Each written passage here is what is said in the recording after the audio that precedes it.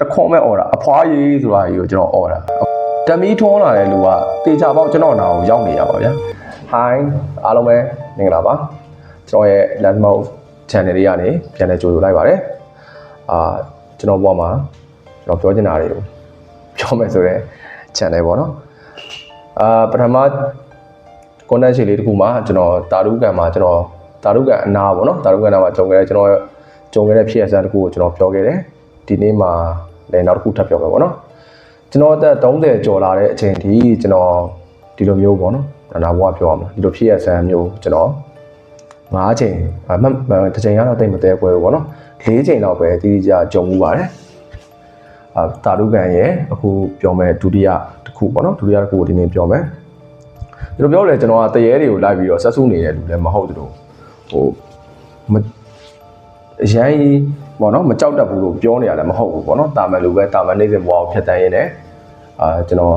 တွေ့ကြုံခဲ့ရတယ်ပြန်ပြောတာဖြစ်ပါတယ်အဲ့တော့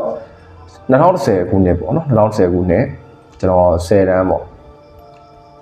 ကျွန်တော်10တန်းနှစ်ကအကြောင်းလေးကိုပြောပြမှာဖြစ်ပါတယ်ကျွန်တော်ရဲ့ပညာသင်နှစ်ပေါ့နော်ကျွန်တော်တငယ်ချင်းတွေပါတာပေါ့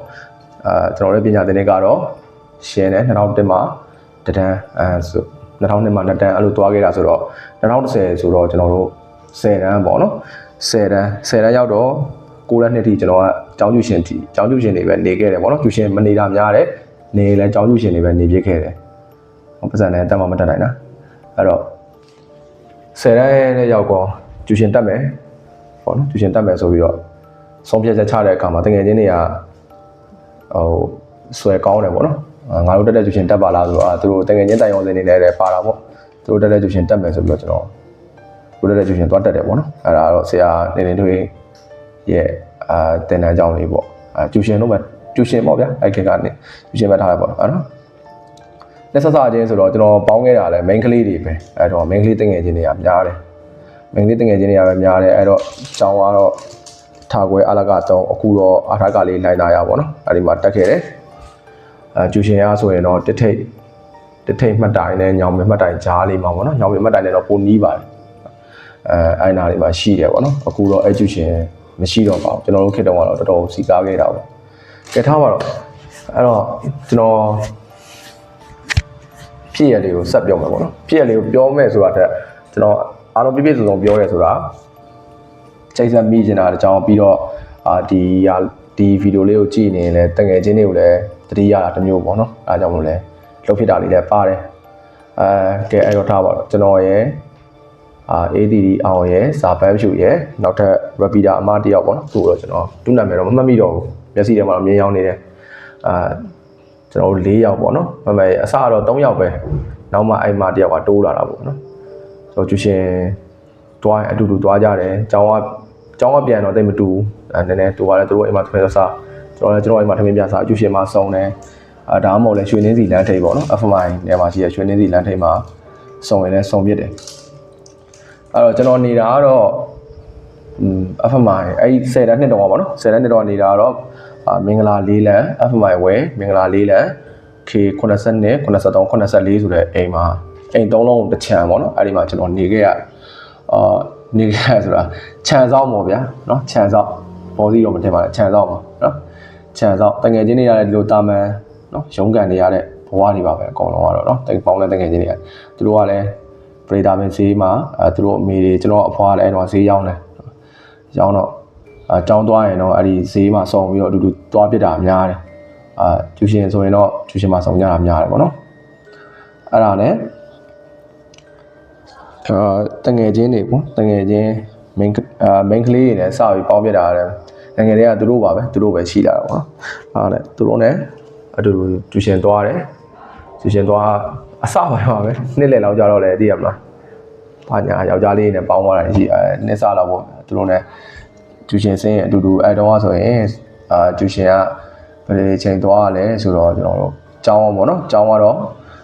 ကျောင်းကိုကျွန်တော်မနက်6:45ကျောင်းတက်တယ်ဆိုတော့6:00လောက်ထဲကကျွန်တော်သွားပြီ6:00လောက်ဆိုကျောင်းသွားတယ်6:45ကနေပြီးတော့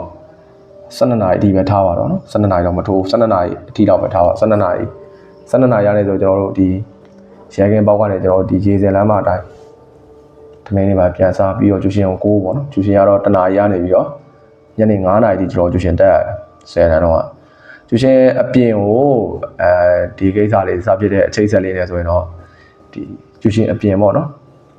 အချိန်မို့ဆိုပြီးတော့ဆရာထပ်ခေါ်တယ်စာတွေပါကြေအောင်လို့ပေါ့ဗျာနော်ထပ်ခေါ်လည်းပြောပါတယ်အဲ့တုန်းကကျွန်တော်ရဲ့အပျော်ဆုံးနှစ်ကဒါ10တန်းနှစ်လို့လည်းပြောလို့ရတယ်ပေါ့နော်ဘဝရဲ့အဖြူရောင်နေနောက်ဆုံးထင်ကြံခဲ့တဲ့နှစ်လို့တော့ပြောလို့ရမယ်တော့တကယ်ချင်းနေအချိန်မို့အတူတူတက်တယ်ပေါ့နော်အဲ့တော့ repeater အမမရှိသေးဘူးထင်တယ်ရှိပြီ repeater အမလည်းရှိတယ်နော် repeater အမလည်းစတက်နေပြီအဲ့ဒီအချိန်ပေါ့အဲ့ဒီအချိန်မှာကျွန်တော်ကဒီ9နာရီကျူရှင်လွတ်တယ်9နာရီဝက်လောက်မုံစားချိန်တွေပါပေးတယ်ပေးပြီးတော့ကျွန်တော်တို့9နာရီခွဲလောက်ပေါ့နော်အဲ့ဒီကနေစပြီးတော့guide တွေနဲ့တခါစာတွေရှင်းတယ်တခါတလေဆရာတွေလည်းစာဆက်တင်တာမျိုးတွေရှိတယ်ညဘက်အထိပေါ့နော်ကျွန်တော်ဆရာဦးနေလင်းလေးပေါ့အဓိကသူ chemistry တွေပါဆက်ရှင်းပြတာရှိတယ်ပေါ့နော်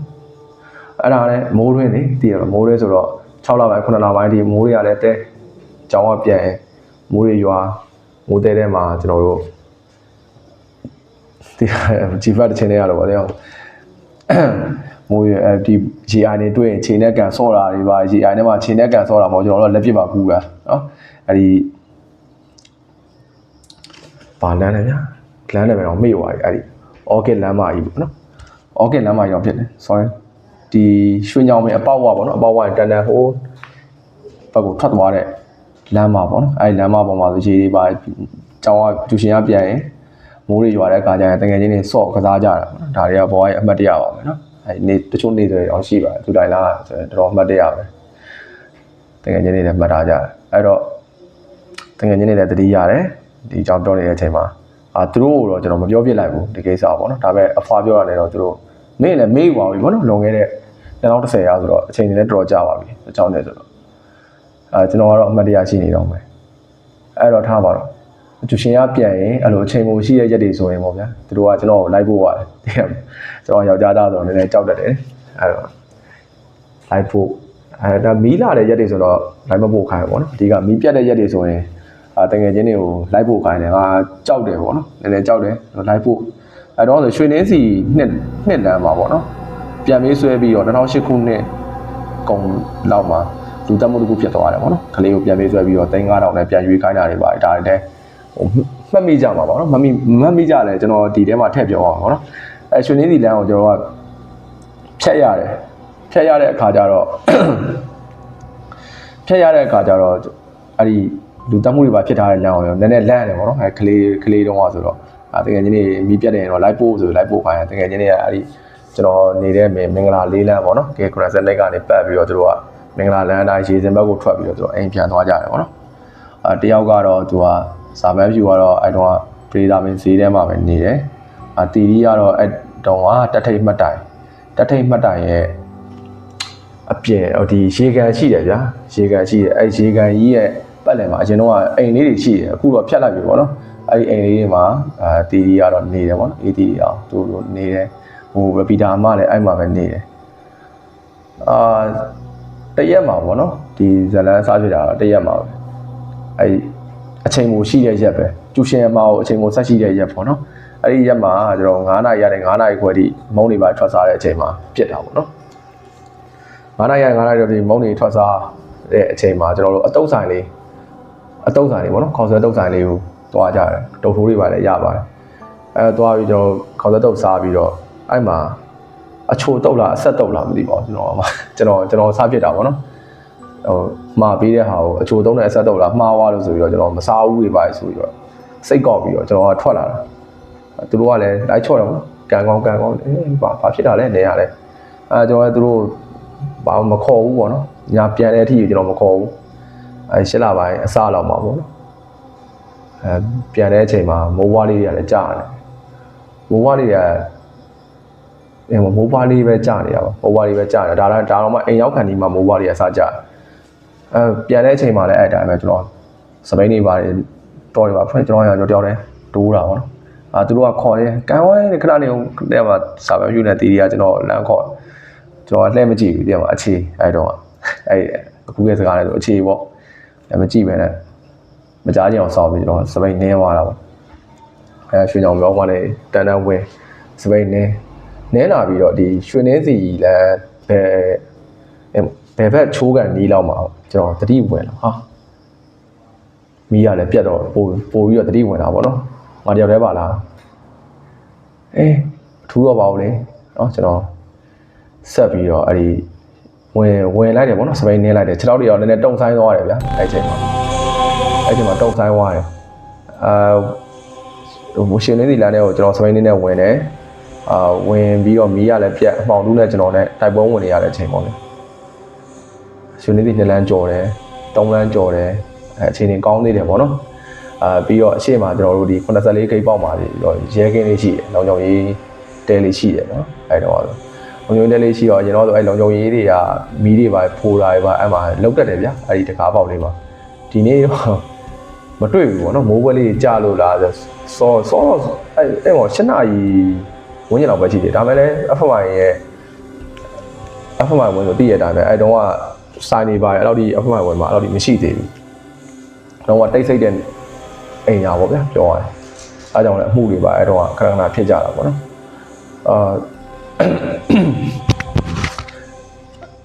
အဲ့လည်းဒီရဲကင်းလေးကိုအဲ့ပေါ့နော်လုံခြုံရေးတဲလေးကိုကြီးလိုက်တဲ့အချိန်မှာကျွန်တော်ဘာမှမတွေ့တဲ့အချိန်မှာတော့စိုးရိမ်နေတယ်နည်းနည်းထားပါဟာဘူးမှမရှိပါလားကြွိုင်ပဲပေါ့ဟာနည်းနည်းကြောက်တယ်အကြောက်စိတ်ကကြောက်စိတ်လိုမျိုးလေးဝင်လာတာပေါ့ဗျာကြောက်စိတ်တော့တကယ်ကြောက်တာတော့မဟုတ်သေးဘူးကြောက်စိတ်လိုမျိုးဝင်လာတယ်အဲ့ဒါလည်းဘာမှဖြစ်ဘူးနောက်2မိနစ်လောက်ဆိုတော့အိမ်ရောက်ပြီပဲအေးဆေးပါပဲကျွန်တော်မင်္ဂလာလေးလမ်းကိုကျွန်တော်ညာဘက်ချိုးတယ်ပေါ့နော်ညာဘက်ချိုးတယ်အဲ့တော့မင်္ဂလာလေးလမ်းရဲ့ဟိုဘက်မှာဆိုလဲပြောရရင်ကျွန်တော်တို့အိမ်ရဲ့ဟိုဘက်ချမ်းမှာဆိုလဲစိတ်ကန်းသာလမ်းကားလမ်းကြီးရဲ့ဟိုဘက်မှာမြစ်ပဲရှိတော့ဟိုဘက်ချမ်းဆိုလဲကျွန်တော်ရှမ်းချောင်းပေါ့နော်ရှမ်းချောင်းရက်ကွက်ဖြစ်သွားပြီကျွန်တော်တို့ကဒီ FMI ရဲ့ဂိတ်ဆုံးနေရာလို့တော့ပြောရမှာနော်ဂိတ်ဆုံးနေရာမှာကျွန်တော်တို့အိမ်ကြီးရှိတာပေါ့ကျွန်တော်ခြံကြီးရှိတယ်အဲ့ဒါနဲ့တကားကျွန်တော်တကားဖွင့်ဖို့အတွက်ပေါ့နော်ကျွန်တော်ရောက်တော့အိမ်ရောက်နေပြီပထမတကားပေါက်ရှိတယ်ဒုတိယတကားပေါက်မှာကျွန်တော်တို့ကအိမ်ကိုဝင်တာအဲ့လိုဝင်ဖို့အတွက်ပေါ့နော်ကျွန်တော်ဖြတ်ကနေလမ်းကြီးလိုက်တဲ့အချိန်ပေါ့စပိန်နေဖြတ်ကနေလမ်းကြီးလိုက်တဲ့အချိန်မှာတကားပေါက်ရောက်ခန့်နီးနော်ကျွန်တော်လည်းတကားပေါက်ရောက်ခန့်နီးအဲ့ဟိုဘက်မင်္ဂလာလေးတဲ့ဘက်ကိုဟိုဘက်ချမ်းချိုးလာတယ်လူတယောက်ပေါ့နော်သူ့ကိုတွေးလိုက်တယ်သူကဘာလုပ်နေလဲဆိုတော့စသိတော့လေဒါသူကဓမီလေးကင်ထားတယ်ဗျာဓမီလေးကင်ထားတယ်မိုးရေထဲမှာရုပ်တရက်ဆိုတော့ဓမီကင်ထားတယ်ဆိုတော့ကျွန်တော်အလင်းအောင်မတွေးလိုက်တယ်ပေါ့နော်အနောက်ကလူကတော့ဒီကျွန်တော်အရှိတ်မဲပဲကျွန်တော်တွေးတယ်အရှိတ်မဲပဲဒါပေမဲ့စိတ်ထဲမှာသိရမှာခင်ဗျားတို့လည်းသိလိမ့်မယ်ဟိုဓမီကင်ထားလူပဲပေါ့ဗျာသိရမှာဓမီကိုဘယ်တရက်ကင်မှာဟုတ်တာအဲ့တော့ဓမီကင်ထားလူပေါ့ဓမီကင်တာကျွန်တော်လည်းကျွန်တော်တို့ channel ကကြက်တယ်ဗျာသိရကြက်တယ်တုံးဖွဲ့ရအဲ့ပုံလေးလည်းကျွန်တော်ပြမယ်ပေါ့နော်အခုတော့ channel ကအစိမ်းအောင်ဖြစ်သွားပြီအဲ့ပုံလေးလည်းကျွန်တော်ပြမယ်channel ကတုံးဖွဲ့နေတဲ့တုံးမလို့ပေါ့နော်တကယ်တုံးလိုက်တဲ့အချိန်ခေါင်းလေးကိုပြန်မောကြည့်တဲ့အချိန်မှာအဲ့လူကဖြတ်ခနဲမရှိတော့ဓမီထုံးလာတဲ့လူကတေချာပေါက်ကျွန်တော်နာကိုရောက်နေရပါဗျာအဲ့အချိန်တော့ကျွန်တော်တွေးချင်မရအောင်အဲ့တော့ကကျွန်တော်တခေါ်မဲ့អော်တာအဖွားကြီးဆိုတာကြီးကိုကျွန်တော်អော်တာအဖွားကြီးဆိုပြီးတော့ကျွန်တော်အဲ့ခြံစည်းကိုကြော်ပြီးတော့ကျွန်တော်ပြေးတာဖက်နဲ့တွေလည်းကြံခဲ့စပိန်ကိုလည်းဒုံးနဲ့မောက်ချတာခဲ့စပိန်လည်းပြန်မကြည့်ဘူးအဖွားကြီးဆိုကျွန်တော်អော်ပြီးပြေးတာဗျာဒီကမှာအဲ့ဒီအဖွားကလည်းအဲ့ဒီမှာပြပြသလဲထွက်လာတာပေါ့နော်အဲ့ဒီကနေထွက်လာပြီးတော့ဟာဘာဖြစ်တာလဲအဖွားကြီးကျွန်တော်အဲ့တော့ဘလို့អော်ခဲ့လေတော့ဘလို့ပြောခဲ့လေတော့ကျွန်တော်မမှတ်မိတော့တရေပဲပြောခဲ့လားဘာပြောခဲ့လဲကျွန်တော်မပြောတတ်ဘူးအဲ့ဒါလည်းအဖွားဖျားစင်းမှာရှိတဲ့ရေမန်းတွေပါတက်အမီးလေးဘာဖြစ်တာလဲကျွန်တော်ဘာမှပြောချင်မရဘူးစပိန်ရောဘာဖြစ်တာလဲအဖွားကတော့ဘယ်လိုလိုက်လို့လဲပေါ့ဗျာကျွန်တော်အဲ့လိုမျိုးထင်တယ်ဟုတ်ဘူးကျွန်တော်ဖြစ်တဲ့အကြောင်းကိုကျွန်တော်နည်းနည်းလေးစပြန်ပြောပြရတယ်ပေါ့နော်ဟာသတိထားအဲ့လိုဘာမှဖြစ်ဘူးအခုဘာမှဖြစ်တော့ဘူးပေါ့နော်အဖွားတော့နှစ်သိမ့်တာပေါ့အဲ့ဒါကျွန်တော်စပိန်နေပါတွားယူကျွန်တော်လည်းဖက်နှက်တွေပါပြန်ကောက်အဲ့တော့မမက်ရကစ်တိုဖက်နှက်လေးဗျာဖက်နှက်မဲလေးညဖက်နှက်လေးပါအဲ့ဒီပါပြန်ကောက်ပြီးတော့တောင်ဝင်းကျင်တွေပါကြီးလိုက်တယ်ကျွန်တော်မြေပွားနေရဟိုဘက်ဒီပါလှမ်းကြည့်လိုက်တယ်ဒီ လမ်းဆုံးနှစ်ဖက်လုံးမှာဘာမှမရှိဘူးလမ်းဆုံးနှစ်ဖက်လုံးမှာဘာမှမရှိတော့ဘူးဗျာတယောက်ရှင်းရင်လည်းဟိုမျက်စိတစ်စုံကြည့်လိုက်ရင်ဟိုရှိရအောင်ပါဗျာအဲ့လူကတယောက်နောက်ကိုပြန်လှည့်သွားရင်လည်းတွေးရအောင်ပါမတွေးတော့ဘူးအဲ့တော့အဲ့ဒါပါလဲပေါ့နော်အဲ့ဒါပါလဲကျွန်တော်အဲ့နောက်ပိုင်းကျွန်တော်တငယ်ချင်းတွေကိုကျွန်တော် live မပို့ခိုင်းဘူးနင်တို့ငါ့ကို live မပို့နဲ့တော့နင်တို့ငါ့ကို live မပို့တော့နဲ့ငါတယောက်တည်းပြန်ရဲအောင်ပြန်မယ်ဒီကောင်ပါလဲပေါ့နော်နောက်နေ့ဆက်တွေ့ချင်းငါထိုးမယ်ပေါ့တဲ့မှာသူများပြောငါနဗန်းဖတ်လုံးပြမယ်ပေါ့ဒီကောင်အသေးရဲပြနေတော့ငါမကြောက်ဘူးပေါ့နော်အဲ့လိုမျိုးစိတ်တွေထည့်ပြီးတော့ကျွန်တော်နောက်နေ့ကျူရှင်ရနေပြန်တယောက်တည်းပြန်လာအဲ့ဒီအချိန်ကိုရှိရရက်တွေဆိုတယောက်တည်းပြန်တယ်မတွေးတော့ဘူးဗျအဲ့လိုဖြစ်ရမျိုးမကြုံတော့ဘူးပေါ့နော်နောက်ပိုင်းမေးကြည့်သေးတယ်ဟိုဘက်မှာ81ဆိုတဲ့အိမ်တစ်လုံးရှိသေးတယ်အဲ့အိမ်ကလူတွေပါဖြစ်လာအဖွားကလည်းနည်းနည်းပါဆောင်းစမ်းကြည့်မဟုတ်သူတို့အဲ့အချိန်တော့သူတို့မထွက်ဘူးအဲ့ဖြစ်ရက်ကတော့နည်းနည်းထူးဆန်းတယ်ပေါ့နော်ထူးဆန်းတယ်ဒါမဲ့လည်းသိရမလားအရင်တော့ကလူကြီးတွေပြောတဲ့စကားအရဆိုရင်တော့ဟိုဒီ FMI ဝင်းကြီးရလဲအရင်တော့ကလဲကွင်းတွေတောတွေကိုချဲ့ထွင်ပြီးတော့ဒါအိမ်ယာစီမံကိန်းလုပ်ခဲ့တာပဲပေါ့နော်လုပ်ခဲ့တာပဲအဲ့တော့ဟိုဖုံးစိုးမြေလိုဖြစ်နေတော့ဖုံးစိုးမြေလိုဖြစ်ခဲ့တယ်ပေါ့နော်ဒါမကောင်းတဲ့အရာတွေကအရင်တော့ကရှိခဲ့တဲ့အရာတွေလက်ကျန်နေတော့ရှိနေမှာပေါ့တားရဲ့ဒီလိုမျိုးတော့သူကပြောတယ်ပေါ့နော်ဟိုကတော့ပြီးတော့ဗာပြောသေးလဲဆိုတော့ထမ်းသုံးပင်ပေါ့နော်ထမ်းသုံးပင်ဆိုတာဒီ FMI ကိုကြုံခဲ့တဲ့လူတွေသိလိမ့်မယ်ပေါ့နော် FMI ဝင်းကိုစပြီးတော့တီထောင်ခဲ့တဲ့လူတွေလမ်းတွေခင်းအပင်တွေစိုက်ပေါ့နော်အိမ်ယာတွေစောက်ဒီပယံသမားတွေပါအကောင်လုံးသူတို့လည်းသိကြလိမ့်မယ်ပေါ့နော်ဒီထမ်းသုံးပင်ဆိုတာတော်တော်လေးဟိုအဲ့လိုမျိုး6တယ်လှန့်တယ်အဲ့လိုမျိုးကျန်းတယ်အဲ့လိုဖြစ်ခဲ့တဲ့နေရာတွေပေါ့နော်အဲ့ထမ်းသုံးပင်ရှိခဲ့တဲ့နေရာကလည်း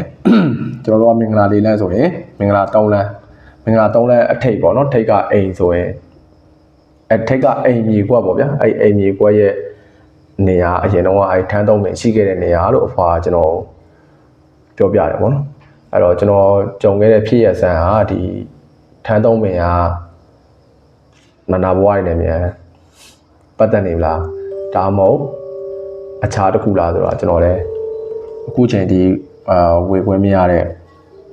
ပုံစံတစ်ပုဒ်ပေါ့နော်ဟုတ်ကဲ့အားလုံးကျေးဇူးတင်ပါတယ်ဒါကျွန်တော်ပြောရတာဒီ FMI ရဲ့တမိုင်းကြောင်းလေးတွေရောကျွန်တော်ကြုံခဲ့တဲ့အရာလေးတွေရောနောက်ပိုင်းလဲကျွန်တော်ရဲ့ဘဝတော်တော်များများလေးဒီ FMI မှာအကုန်ဆုံးခဲ့တာပေါ့နော်ကျွန်တော်ဒီ10တန်းအောင်ဖို့အတွက်အကိစ္စတွေလည်းနောက်ပိုင်းဟိုနာနာဘဝမဟုတ်တဲ့ content လေးတွေထပ်ပြောဖို့ရှိတယ်ပေါ့နော်နာနာဘဝအကြောင်းလေးလည်းပြောဖို့ရှိတယ်တငယ်ချင်းတွေကြုံခဲ့ရတာတွေကျွန်တော်ထည့်ပြောဖို့လည်းရှိတယ်ပေါ့နော်ကျွန်တော်မတွေးရပါမယ်တငယ်ချင်းတွေကြုံခဲ့ရတာတွေကျွန်တော်ထည့်ပြောမယ်အများကြီးပဲပေါ့နော်ဒီ FMI ဝင်းမှာပဲကျွန်တော်တို့ကြုံခဲ့တဲ့အရာတွေတခြားအလုပ်သမားတွေကြုံခဲ့တဲ့အရာတွေအများကြီးပဲဒါပေမဲ့ကျွန်တော်ကြုံခဲ့တဲ့အရာနဲ့ကျွန်တော်တငယ်ချင်းတွေကြုံခဲ့တဲ့အရာကိုကျွန်တော်ဆက်ပြီးတော့ပြောသွားပါအောင်မယ်ပေါ့နော်ကဲဒီနေ့တော့ဒီလောက်ပါပဲကြည့်ရှုပေးတယ်တယောက်ချင်းစီတိုင်းကိုကျေးဇူးတင်ပါတယ်ထိုနေရာမှာအမှတ်တရတွေရှိခဲ့တဲ့တငယ်ချင်းတွေအားလုံးလည်းသတိရနေပါတယ်လို့ပြောရင်းနဲ့ကျွန်တော်ဗီဒီယိုလေးကိုဒီမှာပဲအဆုံးသတ်ပါတယ်ခင်ဗျာအားလုံးကျေးဇူးတင်ပါတယ်